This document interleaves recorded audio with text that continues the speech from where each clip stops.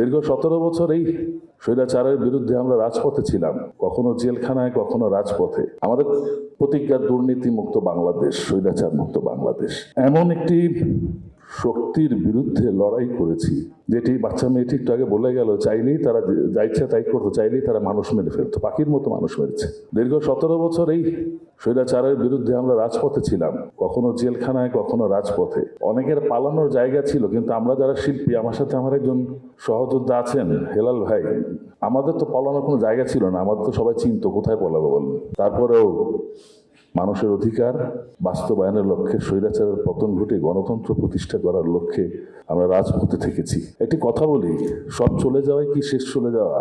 অনেকে চলে গেলেও তাদের অধিক অনেক কিছুই রেখে যায়, যেমনটি রেখে গেছে আমাদের স্বৈরাচার বিরোধী আন্দোলনের সমস্ত শহীদেরা। তারা হয়তো এখন আমাদের মাঝে নেই, কিন্তু তাদের সেই দেশপ্রেম, তাদের আত্মত্যাগ, তারা যে কারণে তাদের বুকের তাদের রক্ত দিয়ে এই দেশটাকে, মানুষের সকল মানুষকে মুক্ত করেছে, তাদের সেই চেতনা আমরা আমাদের হৃদয়ে ধারণ করে আগামী দিনটা যদি চলতে পারি, তাহলে হয়তো তাদের আত্মা শান্তি পাবে। আমাদের প্রতিজ্ঞা দুর্নীতি মুক্ত বাংলাদেশ, স্বৈরাচার মুক্ত বাংলাদেশ। তাহলে কি করতে হবে?